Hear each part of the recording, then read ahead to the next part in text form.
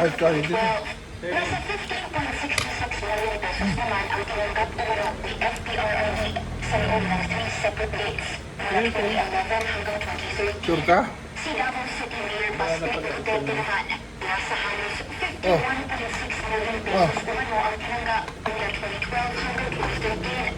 38.8 million pesos naman ang kay Congressman Paulo Duterte na hinati sa 4 transactions mula 2011 hanggang 2012. At ang pinakamalaking amount na natanggap ay kay Honilet Avancenia na long-time partner ni FPRRD, kasama na rin ang transactions sa bunsong anak na si Kitty. 5 transactions daw ito ni una sa kanila na in total ay nasa 53.3 million. Sa kabuuan, nasa 181.65 million pesos ang tinanggap daw ng Pamilya Duterte mula sa umano'y drug lord. Kinumpirma ng Anti-Money Laundering Council ang nasa 2 check transactions ni Uy kay VP Sara na nasa 14.8 million pesos.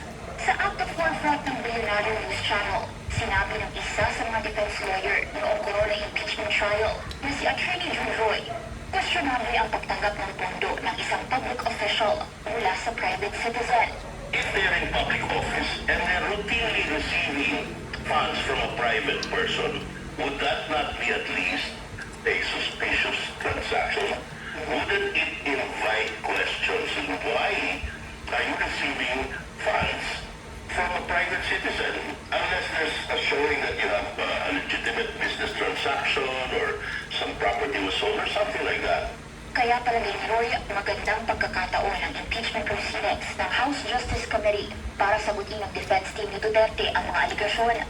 Pero para kay Trillanes, sapat ang mga akusasyon para ma-impeach at litisin si VP Sara.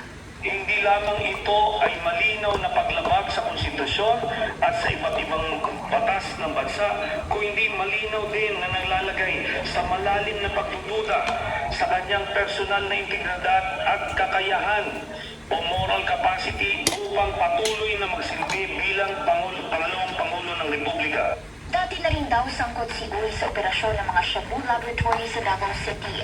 Ayon na rin sa naunang impormasyon ng self-proclaimed Davao Death Squad member na si Arturo Las Cañas. Tinanggap bilang testigo ng ICC si Las Cañas sa kaso ni FPRRD doon. Kailanman ay hindi itinanggi ni Duterte ang mga paratang. Na politics is a dirty game, pero sobrang lang ito. Unbelievable kung ito ipan pinol ang umano'y involvement ni Uy sa droga. Bilang tugon naman sa mga akusasyon ni Trillanes, sabi ni VP Sara, malinis daw ang service record niya at mistulang recycled narrative daw ito ni Trillanes. Hindi sumiot si VP Sara sa impeachment proceedings sa Kamara nang ilantad ni dating Senador Sonny Trillanes ang mga nalalaman niya tungkol sa umano'y bank transactions ng Pamilya Duterte. Para sa agenda, Nasa maliit na po ang tsansa na may maglipad na papasok ng Philippine Area of Responsibility hanggang matapos ang buwan ng Abril. However, ngayong Huwebes, dumami pang lugar na nasa higit 40 degrees Celsius ang heat index o yung naramdamang init ng ating katawan. 44 degrees sa may Cotabato City, 42 degrees naman sa mga syudad ng Cavite, Iloilo at Butuan, habang dito sa Quezon City, 37 degrees ang naramdamang init kanina. Bukas, bago mag-weekend, tataas pa rin sa 42 degrees ang mararamdamang init sa maraming mga syudad sa ating bansa. Kaya naman ka-weather, pagaliin pa rin po ang pag-inom ng tubig at magsuot pa rin ng komportableng damit, lalo na kung lalabas ng bahay from 10 a.m. hanggang 4 p.m.